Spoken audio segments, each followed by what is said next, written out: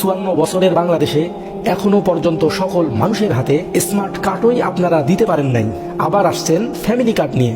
বলার আর কোনো পুঁজি নাই। এখন ফ্যামিলি কার্ড দেওয়ার কথা বলে সাধারণ মানুষকে ধোঁকা দিতেছে বিএনপির নেতাকর্মীরা।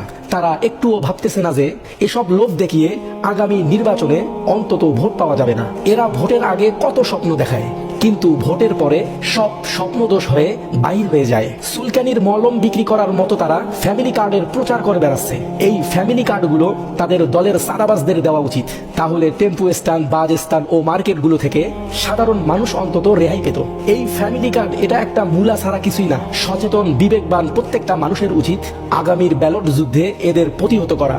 বিএনপির উচিত সাধারণ মানুষকে ফ্যামিলি কার্ড দেওয়া বাদ দিয়ে আপনাদের নেতাকর্মীদের পেট্রোল পাম্পের কার্ড তৈরি করে দিন। কারণ আপনাদের নেতারা পেট্রোলের দাম দেওয়ার ভয়ে পেট্রোল পাম্পের কর্মীদের গাড়ি চাপা দিয়ে মেরে ফেলে। জনগণের জানা দরকার, পুরুষের দুধ আর বিএনপির ফ্যামিলি কার্ড দুটোরই বাস্তব কোনো উপকার নেই।